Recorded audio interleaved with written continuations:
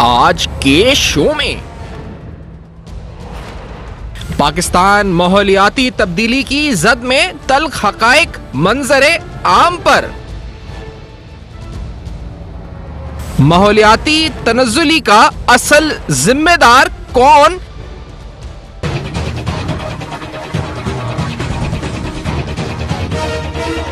से इंसानी जिंदगी और सेहत को लाहक खतरात क्या,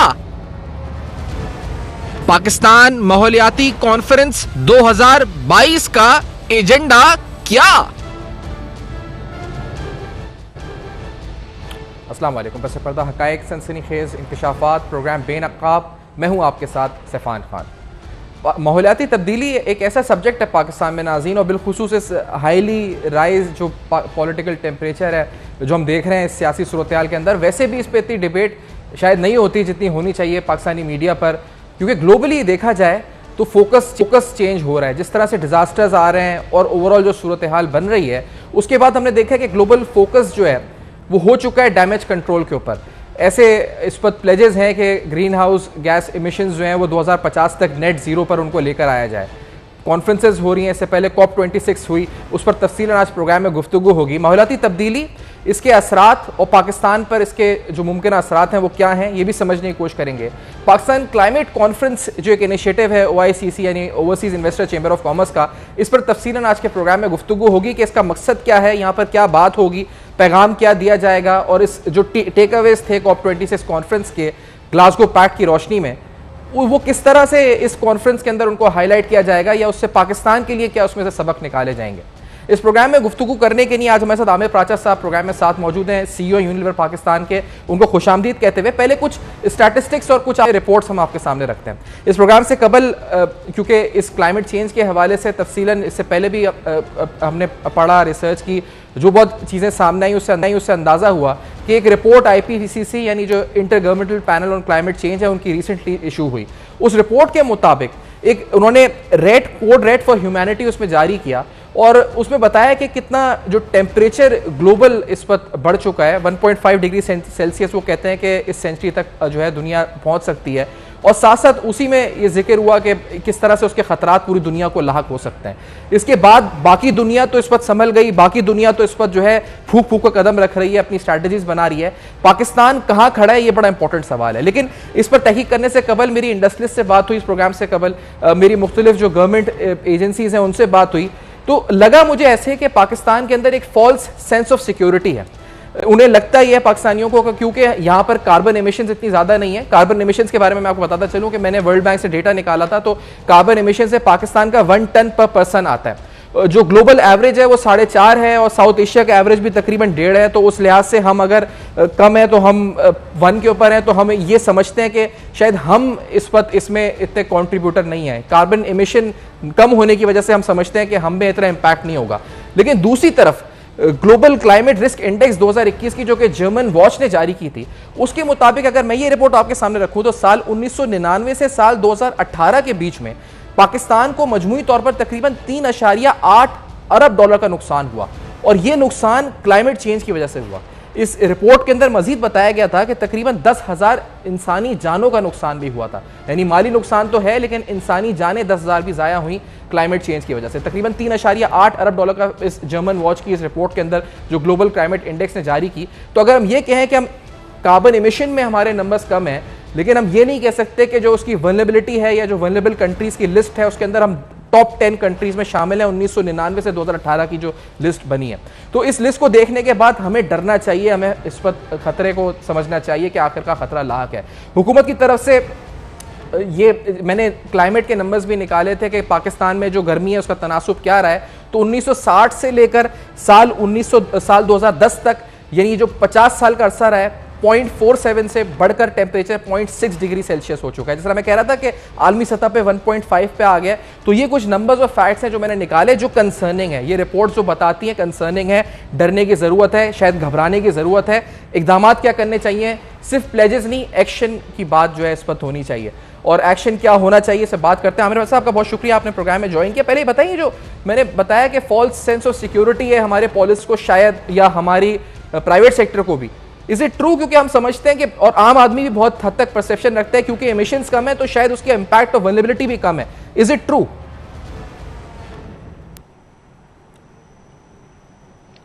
देखिए, मेरे ख्याल में बहुत पहले तो बहुत बहुत शुक्रिया आपके अपने प्रोग्राम में बनाने का। जो आप सवाल पूछ रहे हैं, मेरे ख्याल में पाकिस्तान के अंदर एक अच्छी जो खुशाइन बात हुई है कि चीजें चेंज होनी शुरू हो गई हैं। अच्छा। गवर्नमेंट के अंदर काफी इसके अंदर एक्टिवली बातें हो रही हैं, जो प्राइवेट सेक्टर उसके अंदर काफी एक्टिवली बात हो रही है, और खासतौर पर जो यंगस्टर्स हैं जिनको मिलेनियल्स कहते हैं, वो काफी सोशली रिस्पॉन्सिबल हैं, और क्लाइमेट के ऊपर इस वक्त काफी अच्छी कॉन्वर्सेशन डायलॉग ऑलरेडी स्टार्ट हो चुका है। और मैं ख्याल जब अभी पाकिस्तान का जो पूरा डेलीगेशन गया था COP26 जो ग्लासगो के अंदर एक क्लाइमेट कॉन्फ्रेंस हुई है, वहां भी पाकिस्तान ने काफी अच्छी अपनी रिप्रेजेंटेशन दी है। वहां पे भी पाकिस्तान कमिटमेंट करके आया है, और जो पाकिस्तान 2030 की कमिटमेंट करके आया है कि 50% इमिशंस को कम करना है, 60% हमने एनर्जी रिन्यूएबल के ऊपर लेकर जानी है, और हमारी इलेक्ट्रिक व्हीकल जो है वो तकरीबन 30% हो। तो टारगेट्स रख दिए गए हैं। अब जो चीज जरूरत है वो ये है कि एक प्रॉपर रोड मैप हो, क्योंकि अब हमारे पास सिर्फ 8 साल रह गए हैं जो हम लोगों ने कमिटमेंट किया है। तो मैं कहूँ एक अच्छी खुशाइन बात है कि क्वार्टर्स के अंदर कॉन्वर्सेशन स्टार्ट हो गई है, डिस्कशन स्टार्ट हो गई, और लोग महसूस कर रहे हैं कि अब ये खाली बातों तक बात नहीं रहनी चाहिए, अब इसके ऊपर एक्शन लेने की बहुत जरूरत है। सही। अच्छा, गवर्नमेंट के लिहाज से आमिर साहब, मैंने देखा था कि कुछ इनिशिएटिव्स तो ऐसे हैं जिनको ग्लोबल रिकग्निशन भी मिली है, जैसे बिलियन ट्री सुनामी है, इसके अलावा जो प्रोटेक्टेड एरियाज इनिशिएटिव हैं। लेकिन जैसे आपने कहा कि गाड़ियों के हवाले से 30% और फिर उसके बाद 60% रिन्यूएबल एनर्जी के हवाले से, तो वो चीजें अभी तक सिर्फ लोग कह रहे हैं कि प्लेजेस हैं। जैसे आप कह रहे हैं कि डिबेट स्टार्ट हो गई, बड़ी अच्छी बात है। इसको एक्शन तक लाने के लिए आप क्या समझते हैं चीजें होनी चाहिए, और क्या किस तरह से और शऊर उजागर होना चाहिए इस हवाले से?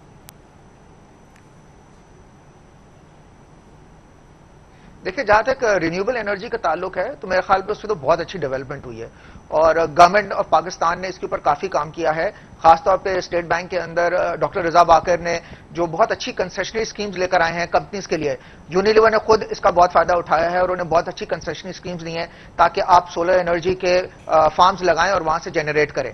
सो मेरे ख्याल में गवर्नमेंट ने सोलर के ऊपर तो बहुत अच्छा काम कर रही है। इसी तरह आपने इमरान खान साहब का जिक्र किया है, जो उन्हें बिलियन ट्रीज सुनामी का जिक्र किया है, जिसमें से 450 मिलियन ट्रीज अभी तक लग चुके हैं, यानी कि 50% वो प्रोजेक्ट कंप्लीट हो गया है, और गवर्नमेंट का टारगेट है कि इंशाल्लाह जून के एंड तक, यानी कि इसी साल 1 बिलियन जो है ट्री लगा दिए जाएंगे।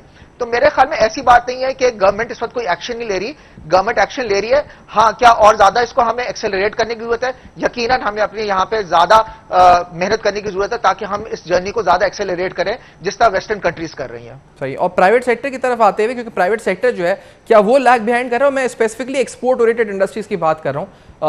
उनके अपने मसाए, मैंने बात की बहुत से टेक्सटाइल एक्सपोर्टर्स हैं, तो वो कहते हैं कि सब में बड़ा मसला ये है कि यहाँ पे इंफ्रास्ट्रक्चर जो बिलखुसूस एनर्जी ट्रांजिशन के हवाले से रिन्यूएबल की तरफ है, वो इतना फैसिलिटेटिंग नहीं है गवर्नमेंट की तरफ से। लेकिन ओवरऑल जो आगे सप्लायर्स हैं, जो आगे रेगुलेटर्स हैं, बायर्स हैं, आपको लगता है कि मार्केट में कंपेटिटिव रहने के लिए भी पाकिस्तान के private sector, specially export oriented industries को इस तरफ आना होगा?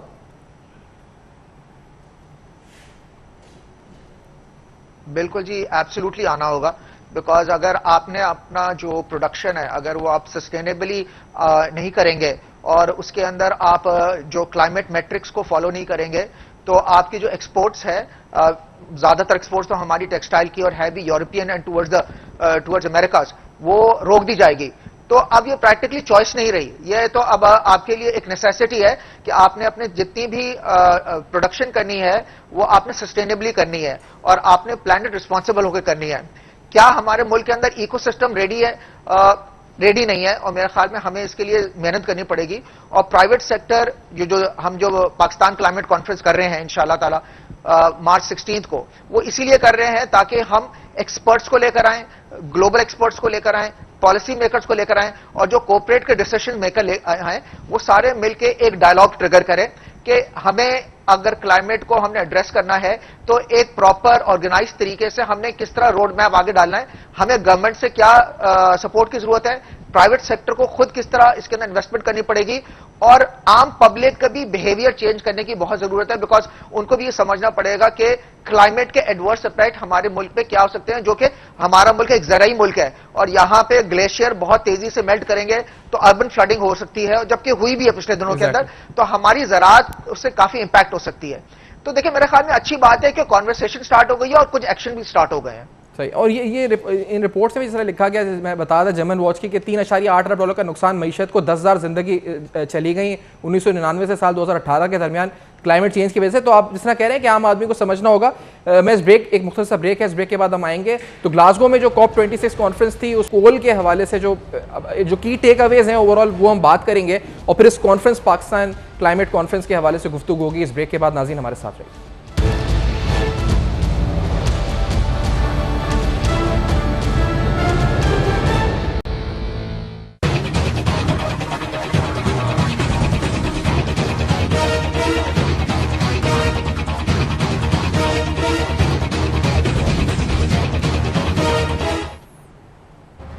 Welcome back. आप देख रहे हैं बेनकाब, और आज बेनकाब में नाज़रीन तफसीलन बड़े अहम सवालात हम उठा रहे हैं। पाकिस्तान क्लाइमेट कॉन्फ्रेंस 2022 के हवाले से माहौलियाती तब्दीली कितनी अहमियत की हामिल है। हमने गवर्नमेंट सेक्टर के लिहाज से बात की है, प्राइवेट सेक्टर के लिहाज से कंपिटिटिव रहने के लिए मार्केट में, खासतौर पर जो एक्सपोर्ट ओरिएंटेड इंडस्ट्रीज़ हैं, उनको अपने सर्वाइवल के लिए कुछ दिनों में ज़रूरी हो जाएगा। यही आमिर पाशा से गुफ्तगू हो रही थी। अब साहब, क्योंकि अब चैलेंजेस की तरफ मैं आना चाह रहा हूँ, और इस कॉन्फ्रेंस से आप किस तरह उनको टैकल करेंगे ये भी हम आपसे पूछेंगे।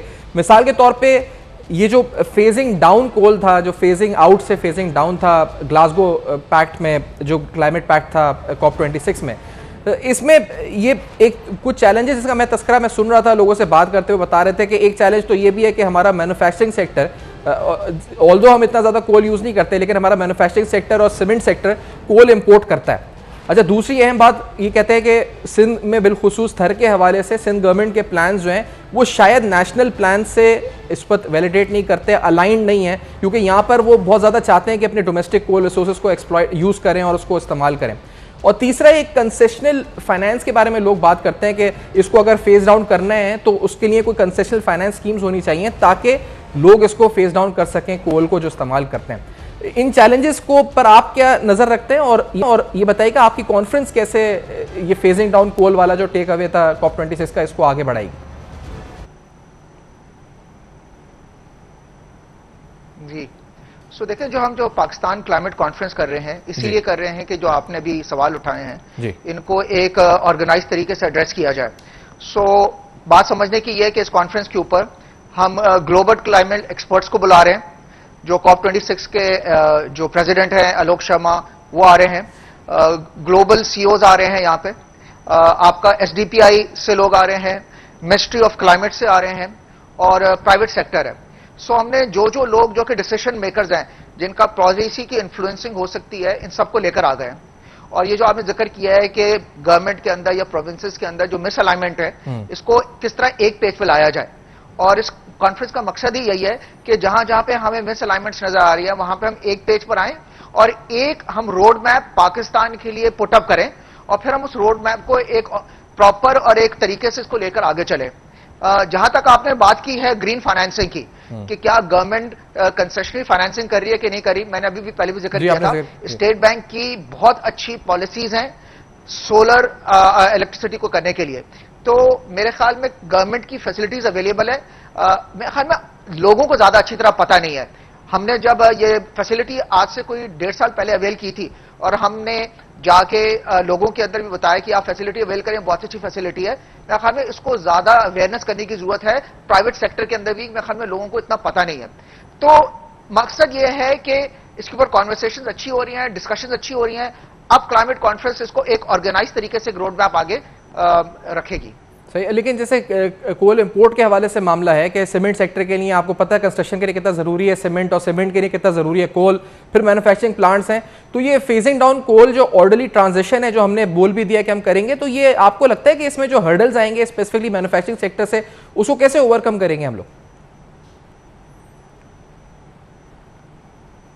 देखिए, हर्डल्स तो बिल्कुल आएंगे, हर चीज में हर्डल आएंगे, बिकॉज आपका इकोसिस्टम रेडी नहीं है। ठीक है, आपकी कंट्री के अंदर रिन्यूएबल एनर्जी का भले वो विंड हो या सोलर हो या हाइड्रो हो, उसका कंट्रीब्यूशन बहुत कम है। आपका जो कंट्रीब्यूशन है एनर्जी के अंदर, वो ज्यादा फॉसिल फ्यूल बेस्ड आपका कंट्रीब्यूशन है। तो देखिए, हर्डल्स तो आएंगे, मगर चेंज मैनेजमेंट जब भी होती है उसमें हर्डल आता है, कुछ भी हो। मगर मेरे ख्याल में कमिटमेंट है, अच्छी बात यह है, इंटेंट है, अच्छी बात यह है। और पाकिस्तान ने जाके कमिट कर दिया है COP26 के अंदर कि जो उन्होंने NDCs हैं, जो कि नेशनल डिटरमिन्ड कंट्रीब्यूशन है, उधर पाकिस्तान ने कमिट कर दिया है। तो मेरे ख्याल में हर्डल्स हैं, बट हर्डल के साथ साथ कमिटमेंट भी उतनी है पाकिस्तान की तमाम डिपार्टमेंट्स के अंदर कि इसको हमने एड्रेस करना है। अब वो एग्जैक्टली किस तरह करेंगे, उसी के लिए हम लोग ये पाकिस्तान क्लाइमेट कॉन्फ्रेंस कर रहे हैं। कोई आपका आपके जो एग्जैक्ट सवाल है कि इसको किस तरह फेस डाउन करेंगे, उस कॉन्फ्रेंस के अंदर बैठ के किया। अच्छा, और कोई ऐसा रोल मॉडल आप इंडस्ट्रीज के हवाले से भी और बिलखुसूस जो लॉ मेकिंग के हवाले से भी, जैसे मैं वेनेजुएला का इसका वियतनाम का देख रहा था कि वो किस तरह से पब्लिक टू प्राइवेट पार्टनरशिप उन्होंने लॉज बनाए, फ्रेम किए ताकि कोल बेस्ड इंडस्ट्रीज ही नहीं आ सकें। कुछ साउथ अफ्रीका के लोग मिसाल दे रहे थे $8 अरब का उन्होंने कुछ फेज आउट करने के लिए कोल को। तो आपके पास कोई ममालिक की मिसाल है ग्लोबली जो, और बिलखुसूस ऐसे ममालिक जो रीजनल हो या जिनसे हम कंपेयर कर सकते हो, जिन्होंने इनको बड़े स्मूथली इस प्रोसेस को किया हो और उनकी मिसाल हम ले सकते हो, और ऐसी इंडस्ट्रीज की मिसाल भी बताइएगा प्लीज। देखिए, अभी हमने कंट्रीज की हमने बेंचमार्किंग नहीं स्टार्ट की है, बिकॉज हर कंट्री का अपना एक कॉन्टेक्स्ट है। हमारी कंट्री का अपना कॉन्टेक्स्ट है। जाहिर बात है स्टडी तो हम मुख्तलिफ कंट्रीज को कर रहे हैं, मगर हर कंट्री की अपनी एक इकोनॉमिक बैकग्राउंड है और हर कंट्री की अपनी एक बेसिकली सेट ऑफ चैलेंजेस हैं। हमें अपनी कंट्री के सेट ऑफ चैलेंजेस को रख के हमें अपनी एक खुद जो है ना इंडिजिनस रोड मैप की स्ट्रैटेजी बनानी पड़ेगी। इस तरह तो अगर आप देखें जो सबसे ज्यादा डेवलप्ड कंट्री है नॉर्वेजियन कंट्रीज जो है, उन लोगों ने जो रिन्यूएबल एनर्जी के ऊपर काम किया है वो बहुत अच्छा काम किया है। अगेन उनका कॉन्टेक्स्ट बहुत डिफरेंट है, उनका जो सारा पस मंजर है उनकी इंडस्ट्री का वो बहुत, हमें चीजें अपने जाविये से देखनी होंगी और हमें अपने जाविये को सामने रख के जो है ना चीजों को डेवलप करना पड़ेगा, स्ट्रैटेजी डेवलप करनी पड़ेगी। सही, तो हम तवक्को रखें कि आपकी जो कॉन्फ्रेंस होगी इसके जो आउटकम्स आएंगे वो, मतलब क्योंकि ऐसी कॉन्फ्रेंसेस जो होती हैं, हमने माजरत के साथ उसका एक हमने देखा आउटकम्स जो आते हैं वो नॉट लीगली बाइंडिंग, तो वो जरूर होता है कि कॉन्फ्रेंस होती है उसमें चीजें डिस्कस होती हैं, फिर उनके आउटकम्स भी आते हैं। तो ये किस तरह इंश्योर किया जाएगा कि आपकी कॉन्फ्रेंस में जो आउटकम्स आएंगे या जो भी रोड मैप आप बनाएंगे, जो बड़ा अच्छा इनिशिएटिव है, कि उसको इंश्योर भी किया जाएगा कि that is not a pledge बल्कि वो एक्शन भी होगा।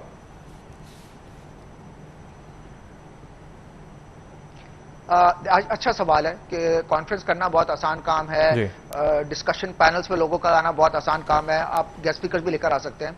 देखिए, हमने इसी चीज को मद्देनजर रखते हुए हमने कोशिश ये की है कि हम हर डिपार्टमेंट से रेलेवेंट लोग को लेकर आए। इसी वजह से हमने बहुत अर्ली स्टेज के ऊपर हमने मिनिस्ट्री ऑफ क्लाइमेट को इन्वॉल्व किया है, हमने जो सस्टेनेबल जो SDPI की है उसको हमने इन्वॉल्व किया है, हमने क्लाइमेट एक्सपर्ट्स को इन्वॉल्व किया है।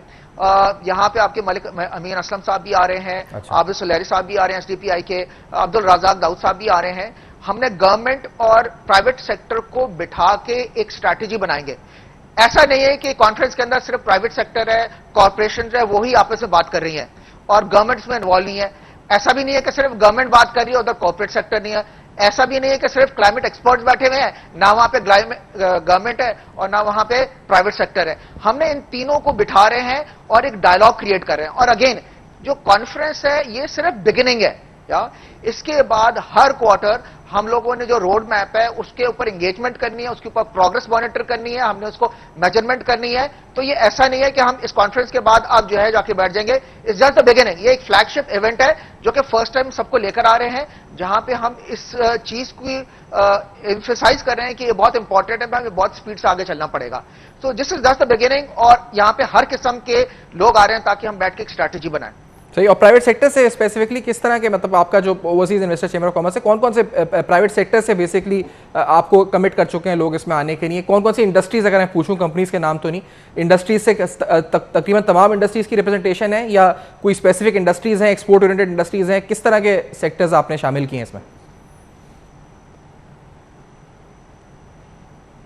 हमने हर इंडस्ट्री से रिप्रेजेंटेशन ली है। हमारे जो ओवरसीज चेंबर है उधर 207 कंपनीज हैं और 15 डिफरेंट सेक्टर्स हैं।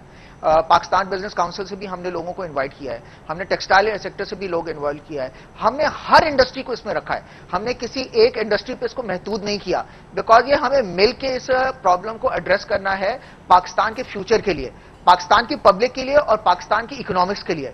तो हमने हर इंडस्ट्री से लोगों को इनवाइट किया हुआ है ताकि जो कॉन्वर्सेशन हो वो रिच कॉन्वर्सेशन हो, वन साइडेड कॉन्वर्सेशन ना हो और बहुत ही ज्यादा इंक्लूसिव कॉन्वर्सेशन हो। सही, अच्छा, और ये बेसिकली डीकार्बनाइज करने के लिए प्राइवेट सेक्टर तो है ही, आप लोग कर रहे हैं काम, लेकिन गवर्नमेंट लेवल के ऊपर ये है मसला इस वक्त के फिस्कल स्पेस का, और मैंने देखा था कि गवर्नमेंट ने कुछ लोन्स भी, यानी कुछ इस पर ग्रीन क्लाइमेट फंड जो है उसके तहत उन्होंने कुछ प्रोजेक्ट्स को सपोर्ट भी हासिल किया यूएनडीपी, एफएओ और एडीबी से। लेकिन आपने भी देखा होगा कि उन प्रोजेक्ट्स के ऊपर जो उन्होंने लिए हैं फंड्स, उस पर ऑपरेशनली क्योंकि कैपेसिटी गवर्नमेंट की नहीं होती, गवर्नमेंट फंड्स ले लेती है, उसकी इंप्लीमेंटेशन भी नहीं होती। पहली बात तो ये बताएं कि ऐसी टाइट फिस्कल स्पेस में हम क्लाइमेट में इन्वेस्टमेंट कर सकते हैं एट पब्लिक सेक्टर लेवल, और हमारे पास ऑपरेशनल कैपेसिटी भी है करने की या नहीं है, या हम इंटरनेशनल फाइनेंस भी अगर सिक्योर करते हैं तो हम उसको इस्तेमाल तो नहीं कर पा रहे?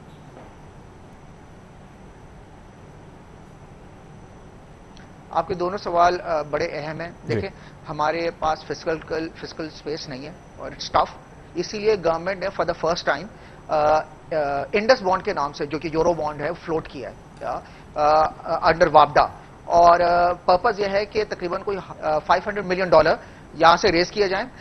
इसके ऊपर government over 10 year period is promising 7.5% of interest rate, और इस फंड को इस्तेमाल करना चाह रही है भाषा और डायमेर को बिल्ड करने के लिए। तो ये एक ऑलरेडी ग्रीन बॉन्ड फ्लोट हुआ है for the first time in our country, और यही इसी किस्म के बॉन्ड से आप फंडिंग रेज करेंगे। That's number 1।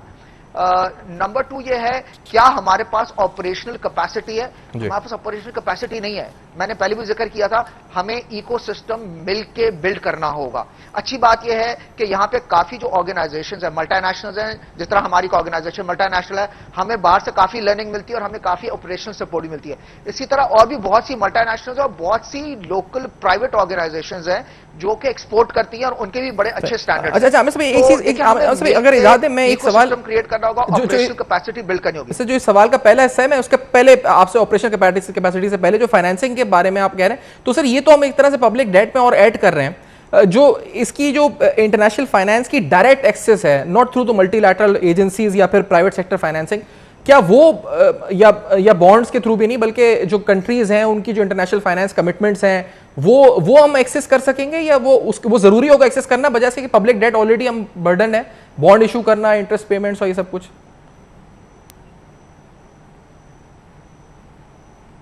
देखिए, मल्टी डायमेंशनल स्ट्रैटेजी होगी। अच्छा, कोई एक आपको वेक्टर नहीं पकड़ना, आपको मल्टीपल वेक्टर्स देखने हैं। आपने पब्लिक को भी देखना है, आपने प्राइवेट को भी देखना है, आपने गवर्नमेंट को भी देखना है, आपने बायलैटरल भी देखना है, आपने मल्टीलैटरल भी देखना है, और आपने सबको लेकर चलना है। क्या ये बहुत आसान होगा? नहीं, आसान नहीं होगा। It's going to be tough, it's going to be very very difficult to achieve what you are trying to do. But जिस तरह मैंने पहले भी जिक्र किया है, ठीक है। अच्छा आमिर साहब, टेक अ ब्रेक सर, मैं इस ब्रेक के बाद आमिर साहब से कुछ अच्छे प्रेसिंग सवाल आप पूछ रहे हैं, इनको एड्रेस किया जाए। अच्छा, मैं कोशिश करूंगा कुछ और जवाब आपसे ब्रेक के बाद लूं। जो सवाल हम सामने रख रहे हैं इस पर, इस कॉन्फ्रेंस में क्या होगा, लोगों के जहनों में जो सवाल है, मजमूई तौर पर इंडस्ट्री के जहनों में जो सवाल हैं, वो सारे हमने फ्रेम किए। इस ब्रेक के बाद आएंगे, फराज साहब साथ मौजूद हैं, CEO यूनिलिवर पाकिस्तान। इस ब्रेक के बाद हमारे साथ होंगे।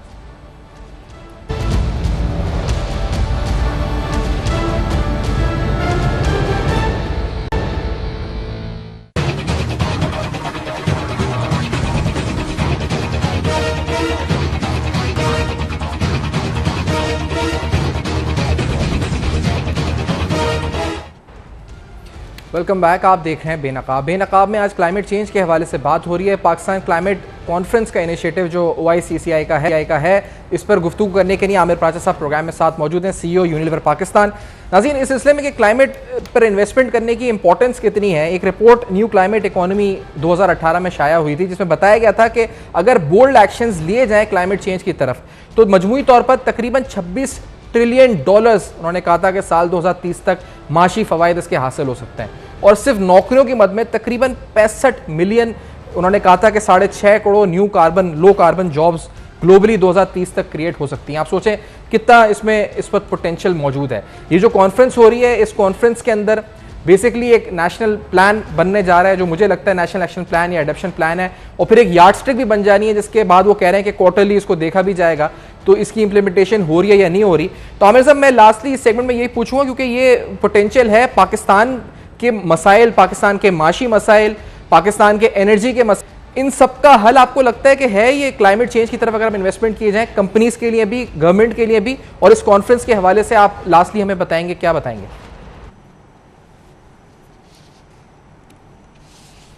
मैं तो बहुत पुरुम्मीद हूँ इस कॉन्फ्रेंस से, क्योंकि इस कॉन्फ्रेंस के अंदर जिन टॉपिक्स को हम टच कर रहे हैं, सो हम 5 डिफरेंट टॉपिक्स को टच कर रहे हैं। हम सबसे पहले तो टच कर रहे हैं कि हमने एमिशंस किस तरह कम करनी है और रिन्यूएबल एनर्जी किस तरह क्रिएट करनी है। रिन्यूएबल एनर्जी का सबसे अच्छा बड़ा फायदा यह है कि जो आप खाम तेल जो आप इंपोर्ट करते हैं वो आपका बहुत बड़ा इंपोर्ट बिल है, तकरीबन कोई 1/3 आपका इंपोर्ट बिल वहां से आता है। तो आपके जो ट्रेड इम्बैलेंस क्रिएट हुआ है, अगर आप यहां पे रिन्यूएबल एनर्जी के ऊपर जाते हैं through hydro, wind and solar, उससे आप अपनी इकोनॉमी के ऊपर बहुत अच्छे असरात लेकर आ सकते हैं। दूसरा हम जो चीज टच करने जा रहे हैं वो है कि हम जो प्लास्टिक है, आप जानते होंगे कि प्लास्टिक जो है इस वक्त तकरीबन पाकिस्तान के अंदर जो सॉलिड वेस्ट है वो तकरीबन कोई 50 बिलियन टन है। 50 बिलियन टन में तकरीबन कोई 10% जो है वो प्लास्टिक वेस्ट है। और कहा जा रहा है एक स्टडी के मुताबिक कि अगर हमने प्लास्टिक वेस्ट को नहीं स्टॉप किया तो 2050 में समंदर के अंदर मछलियों से ज्यादा प्लास्टिक होगा। पाकिस्तान इस वक्त तकरीबन 55 बिलियन शॉपिंग बैग्स प्लास्टिक के एनुअली प्रोड्यूस करता है, जो कि 15% से बढ़ रहे हैं। तो अगेन एक जो सब्जेक्ट है इस क्लाइमेट कॉन्फ्रेंस के अंदर कि हम किस तरह सर्कुलर इकोनॉमी क्रिएट करें प्लास्टिक की, ताकि वो रीयूजेबल भी हो, रिसाइक्लेबल भी हो। तीसरा जो शब्द हम टच करने जा रहे हैं कि किस तरह हम लोग पानी का फेयर इस्तेमाल करें। आप जानते हैं कि दुनिया के अंदर पानी की बहुत कहत शुरू हो गई है। पाकिस्तान एक वो मुल्क है जहां पे पानी की कहत जो है ना वो उस पर काफी टॉप नंबर पर आ रहा है। तो हम पानी को किस तरह जो है ना इस्तेमाल करें, एक वो सब्जेक्ट है। फिर इन तमाम चीजों को मेजर करना जरूरी है, बिकॉज अगर हम मेजर नहीं कर सकेंगे तो हम इसको आगे नहीं लेकर जा सकेंगे। तो प्रॉपर एनवायरमेंटल जो KPIs है उनको ट्रैक किस किया जाए, ये 4 मेन सब्जेक्ट हम जो है इस कॉन्फ्रेंस के अंदर डिस्कस कर रहे हैं। और अच्छी बात है हमने 4 जो है इंटरनेशनल स्पीकर्स को बुलवाया है। यूनिलीवर के जो ग्लोबल CEO हैं एलन जोब साहब, वो लीड करें सस्टेनेबिलिटी एजेंडा। और यूनिलीवर जो है ग्लोबली जो है वो जो सस्टेनेबिलिटी इंडेक्स डाउ जोन्स जो है उसके ऊपर काफी ऊपर उसका नंबर आता है।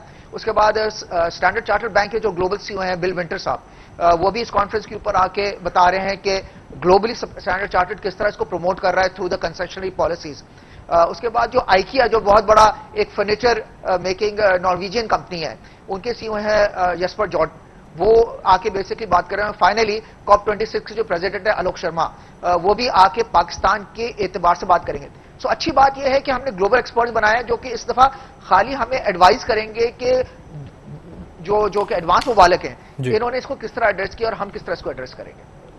सही। अच्छा, राब्ता शायद मुनक़ता हुआ है इनसे, आमिर पाशा साहब से, अगर राब्ता बहाल हो सके हमारा, आमिर पाशा साहब से मजीद सवाल ही पूछेंगे इस कॉन्फ्रेंस के हवाले से, पाकिस्तान क्लाइमेट कॉन्फ्रेंस के हवाले अहम इनिशिएटिव। आमिर साहब आपसे राब्ता बहाल हुआ, ही बताइएगा कि अब क्योंकि ये सारे जो लोग आ रहे हैं, इन्हें सब इनिशिएटिव्स आ रहे हैं, ये 2030 आपने इस तरह कहा कि मुश्किल है 2030 तक इन चीज़ों पर अमल करना, लेकिन अगली जो कॉन्फ्रेंस 2022 में है उससे पहले कम अज़ कम ये जो आपका एक्शन प्लान है उसमें भी हमें फ़ायदा देगा। COP27 के अंदर जो कहा जा रहा है शर्म एल शेख में, इजिप्ट में होने जा रही है।